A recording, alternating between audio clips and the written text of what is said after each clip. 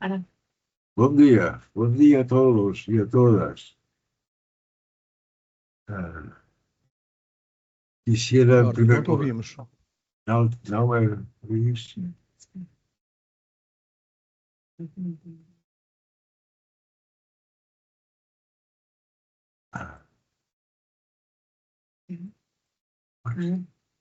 Ahora sí. ¿Sí? ¿Me estáis a oír?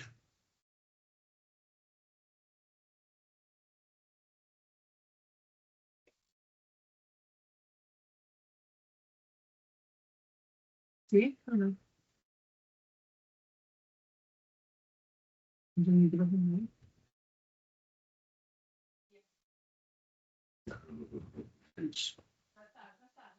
Sí, 100%. Sí, te voy a...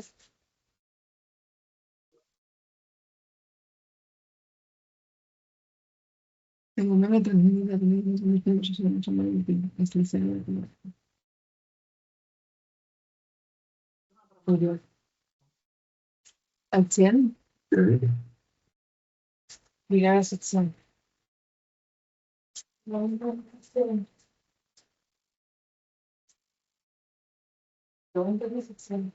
¿Me estáis a oír? Sí, no sé dónde es. Sí, sabes decir, sí. Estamos a ouvir. Muito bem. ¿Aceptan? Então, Entonces, pues, ahí... bom dia a todos e a todas. E, em primeiro lugar, agradecer que se haya dedicado este seminario a miña persoa. Agradezco profundamente esta dedicatoria y no sé si voy a merecer con a miña exposición, pero espero que seja os meus 84 anos que facen merecer esta dedicatoria. Então, vou tentar não repetir o que já escrevi na minha ponência, na minha comunicação, mas tentar reflexionar sobre o meu itinerário em relação, sobretudo, com Portugal. Porque este itinerário mío foi construído e partilhado com os meus amigos e as pessoas de Portugal que me acompañaron durante todos estos más de 20 años dedicados a lucha contra a pobreza.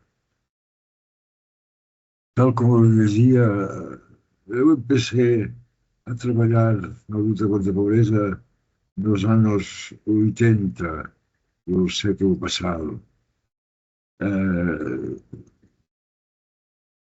E naquela época o que tinha significado, o que dava sentido à luta contra a pobreza e a exclusão social era que saíamos, tanto en Portugal como en España, de dos dictaduras que habían sembrado el caos en la ordenación social.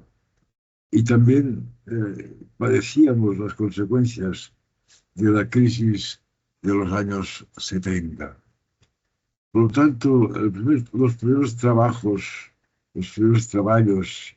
que hicimos en aquella época fue intentar ordenar la realidad social, fue intentar hacer diagnósticos de cuál era la situación y cuál podía ser indicaciones para una nueva planificación social. Es en este sentido que empezamos por llevar a cabo mapas de planificación social, mapas de pobreza que hicimos en varias poblaciones de Cataluña, en Badalona, también en Mallorca, en Cataluña, en Galicia, donde ah, quedaba claro que a luta contra a pobreza e as desigualdades sociais iba a ser un largo camino. En este largo camino estaba claro que había que aunar a investigación en Exal, como María Joaquima ten dito na súa introdução, e que cada una das dos caras da moneda eran complementarias. As minhas primeiras, digamos, aprendizagens de análise da pobreza vinieron de Portugal.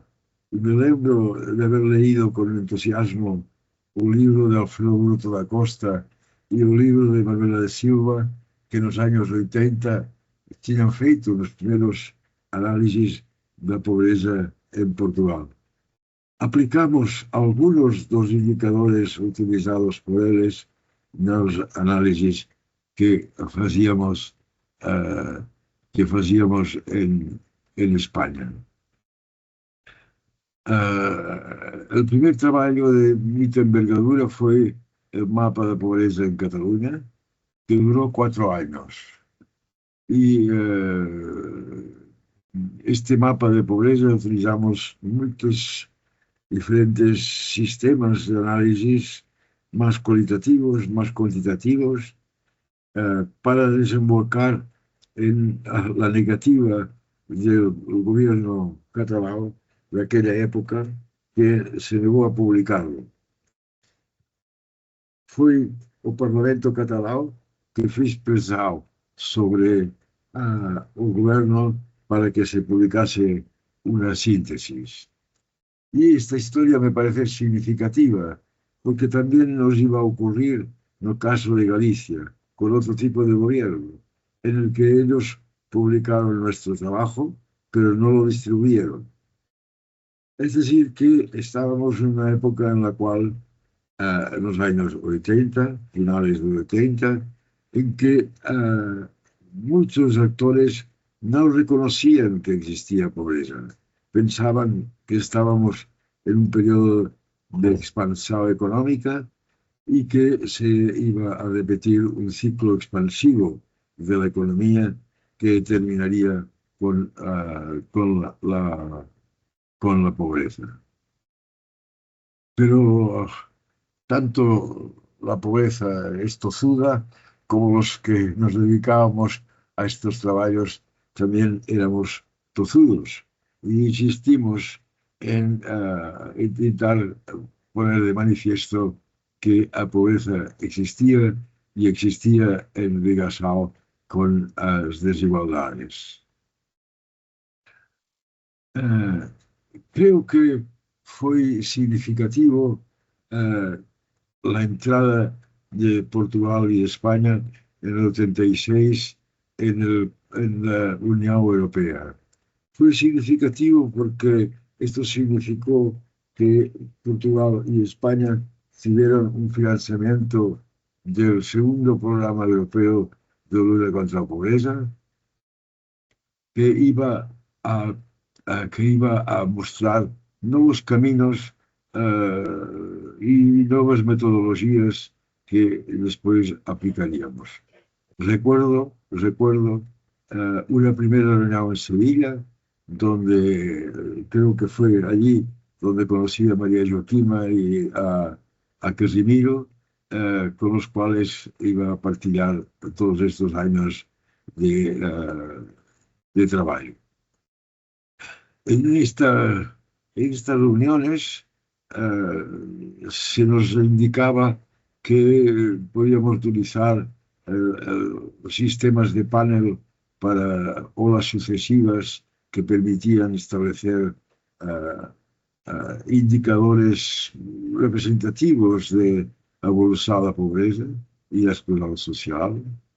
También se nos daba idea de que, ah, de que ah, los indicadores de renta eran los más significativos y a partir de ahí hubo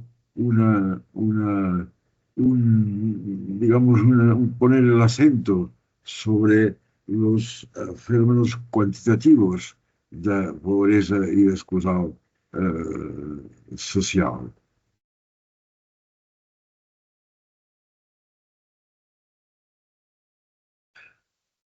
En nuestro caso fue importante también el hecho que el gobierno vasco en el año 1989 nos propuso que dedicásemos un tiempo a explicar en qué consistían las rentas mínimas y hasta qué punto las rentas mínimas eran un instrumento de lucha contra la pobreza y la exclusión social.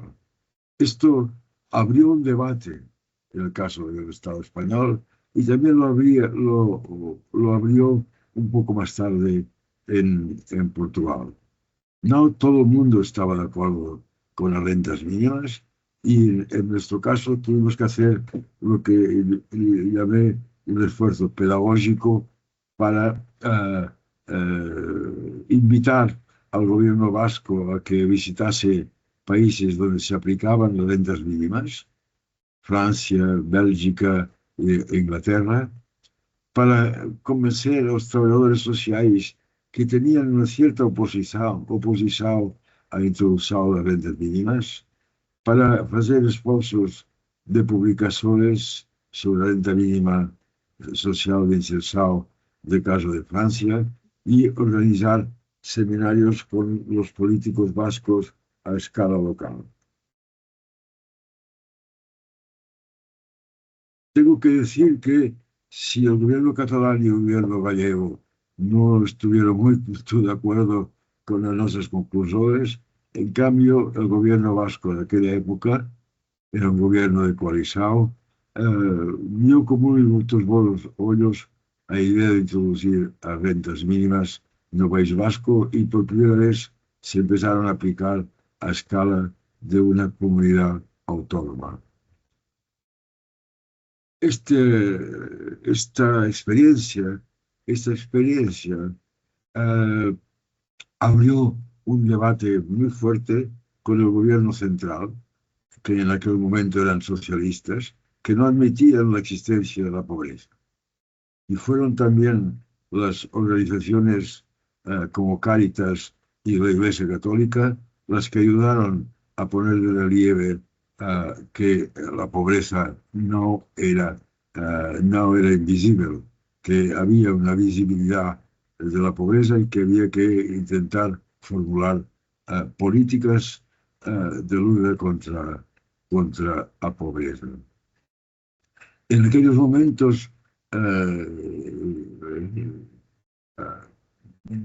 empezamos a colaborar también con las entidades portuguesas que empezaban a luchar contra la pobreza de manera más declarada y ahí fue donde encontramos la colaboración de Elsa Chambel y sobre todo un ejemplo de las Azores, eh, que nos permitió contemplar en concreto cómo en los 4 proyectos que se hacían en las Azores empezaba a emerger una nueva manera de enfocar la lucha contra la pobreza a partir de las ideas de inserción por lo económico y de inserción por el trabajo. Aquí jugó un papel de primera importancia Rogério Roque Amaro, que seguía de cerca las experiencias azoreñas que iban a permitir elaborar un nuevo concepto que ya empezaba también a surgir en Francia, que era un concepto de economía solidaria.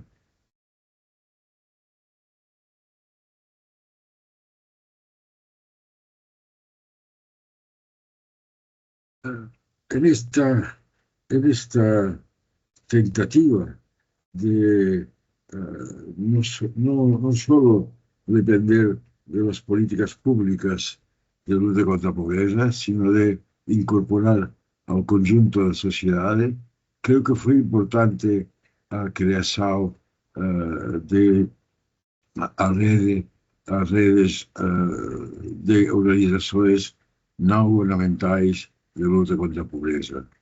E pudimos participar na criação da rede portuguesa, me lembro da reunião no Montepío Geral, e da rede grega, en la que tuve el honor de participar sin comprender absolutamente nada de lo que decían los meus amigos griegos, que tuvieron una gran discusión entre ellos.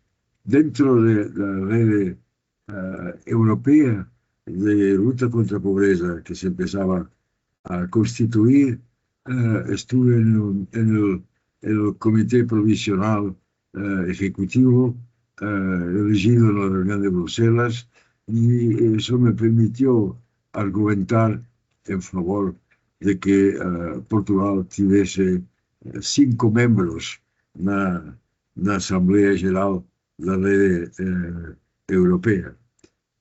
Constituimos un grupo fructífero que agrupaba los países del sur y periféricos, Irlanda, Portugal, Italia, Grecia y España. Y allí descubrimos que existían algunas especificidades propias de estos países que no compartían o que compartían de manera diferente los países del norte. Me lembro de una fructífera reunión en Almancil, en Portugal, donde se publicó un libro muy interesante que ainda ahora tem sentido, y también dentro de la red europea se organizaron unos seminarios conjuntos, seminarios de formación, donde conocí a Sergio Aires, a José Manuel y a otros miembros de portugueses que estaban en la misma óptica o la misma, muy parecida estrategia de lucha contra la pobreza, argumentando sobre el papel muy positivo que podía tener la sociedad civil dentro de la lucha contra la pobreza. Pido disculpas por los meus erros en portugués, que cada vez es peor en mis actuales circunstancias. La entrada de España y de Portugal en la óptica europea significó el paso del segundo programa al tercer programa de lucha contra la pobreza, y allí empezaron a emerger unos nuevos conceptos que luego van a ir generalizándose. Partenariado, participación, territorialidad, unidimensionalidad del fenómeno de la pobreza, y sobre todo emergió el concepto de desposado social. Ese concepto fue discutido, fue debatido, porque hasta aquella época se utilizaba más el concepto de pobreza objetiva, pobreza relativa, pobreza absoluta, pobreza subjetiva. Y el concepto de exclusión social aparecía como más abrangente, sobre todo porque invitaba a reflexionar no solo sobre exclusión social, mas también sobre la inserción y la integración. Estos dos conceptos hicieron un largo camino, porque era una de las justificaciones de las rentas mínimas.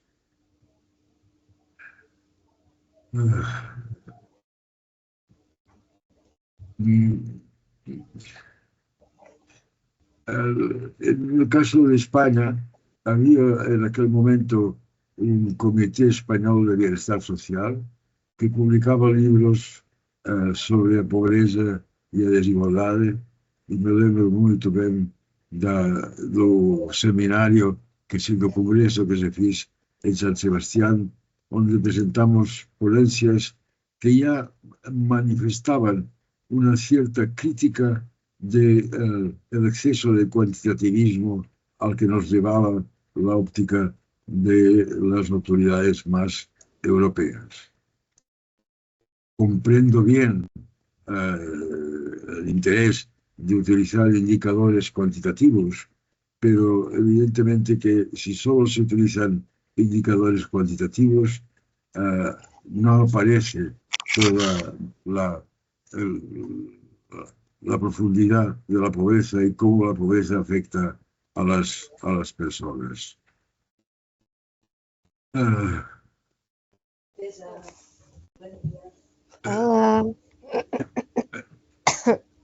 En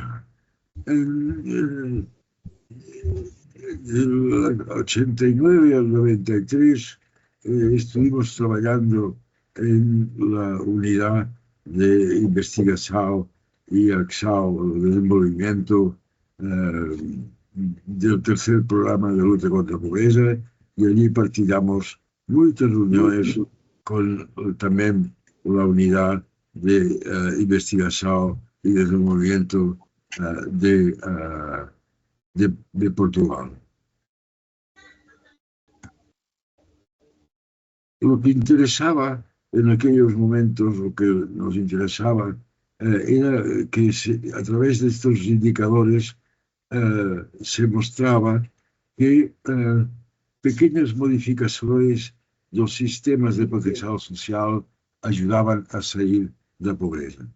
Es decir, que atraían nuestra atención sobre la gran importancia que tienen los sistemas de protección social, seguridad social, en la lucha contra la pobreza y exclusión social, sobre todo en nuestros países del sur y periféricos. También en aquellos momentos empezaba a emergir con más fuerza la idea de la economía solidaria, que en el caso de Francia estaba a ser llevada por Jordi Laville y Bernard M. Se reflexionaba sobre cuáles eran las mejores estrategias de inserción. No estaba claro cuáles podían ser las mejores estrategias de inserción, y yo me permito empezar ya a concluir diciendo que hay tres tipos de estrategias de lucha contra la pobreza: las que reproducen la pobreza, las que palían la pobreza y las que emancipan los mecanismos de la pobreza. Si los mecanismos de inserción no se inscriben en esta última tipología, no tiene mucho sentido. Paliar y reproducir no sirve para salir de la pobreza. Y esto era lo que intentaban hacer los proyectos de asesores y lo que intentaban también hacer los proyectos de franceses con les régies de quartier y les entreprises d'inserción.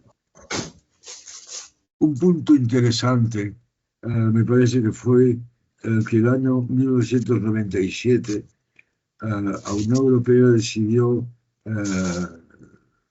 lanzar un nuevo programa que llamó Tercer Sector, un programa que precisamente ponía el acento sobre la capacidad asociativa en la lucha contra la pobreza, y eso nos permitió a nosotros gestionar e intervenir en 5 proyectos concretos que nos aproximaban a una realidad más operativa, más ligada a la realidad. También es cierto que la colaboración con la red europea Antipobreza de Portugal fue fundamental para hacer esta aproximación a una realidad donde intentábamos aplicar aquellos principios como partenariado, participación, etcétera, que dieron lugar a diferentes publicaciones.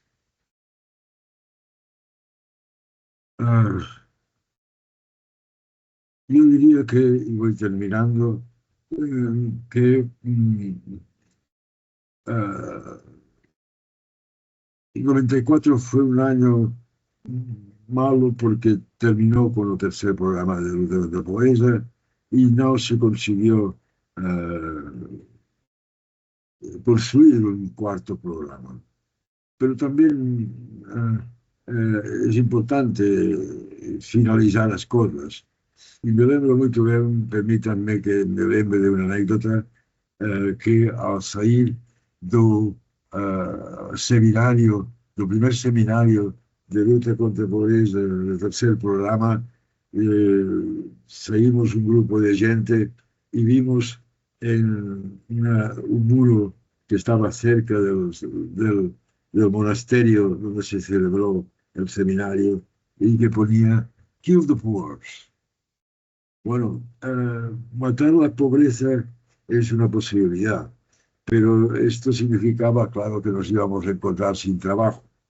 Por lo tanto, este lema no fue muy discutido en nuestros seminarios, seminarios que eran importantes porque también marcaban la idea de ligar a luta contra a pobreza a escala local y a escala de luta comunitária. Es evidente que los esfuerzos de sistematización que fiz Rogério Camaro con los proyectos de las Açores facilitaron también una formalización del concepto de economía solidaria. Para mí fue una nueva etapa que a finales de los años 90, fuimos captados con José Manuel Enríquez, portugués, para elaborar un programa para la Organización Internacional del Trabajo. Estuvimos trabajando todo un año seguido con altos funcionarios de la OIT y terminamos haciendo una propuesta donde se elaboraban una serie de políticas y de medidas que podían ser arbitradas a escala más internacional.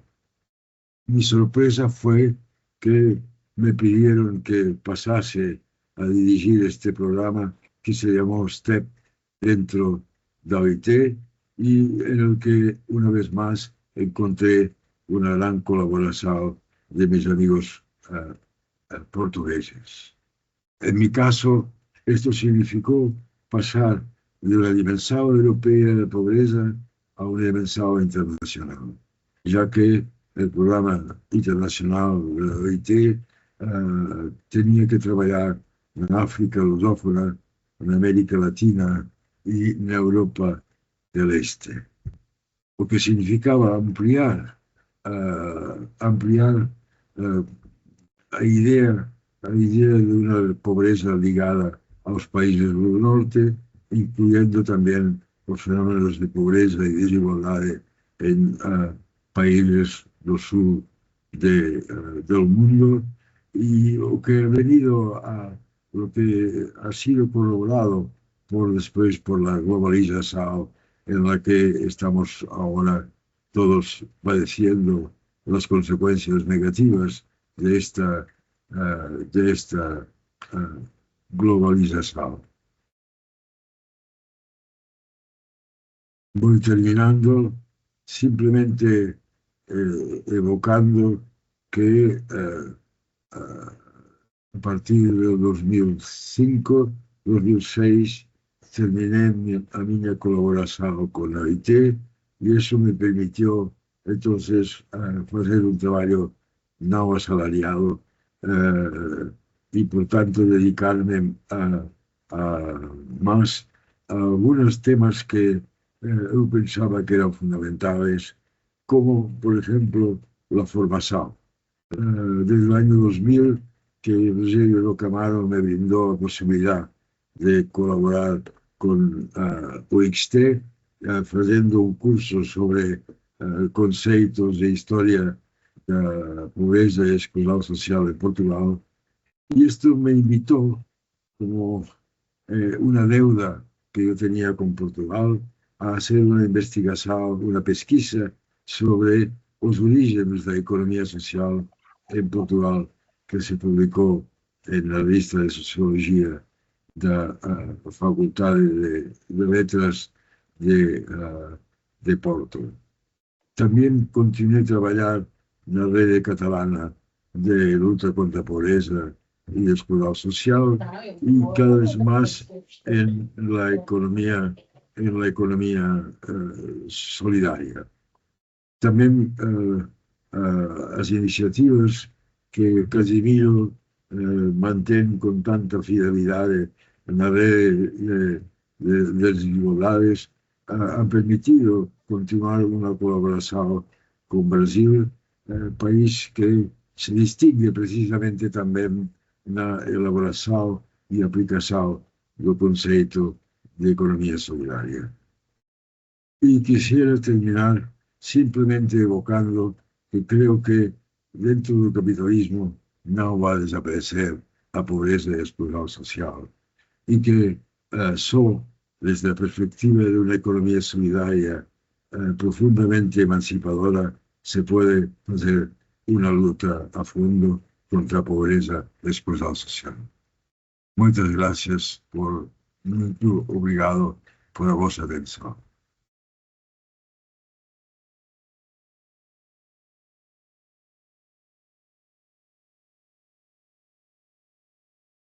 Obrigada, professor Jordi. Entretanto, o professor Casimiro há de dar umas palavras. Muito obrigado, Jordi. Muito obrigado, Jordi, pela tua intervenção.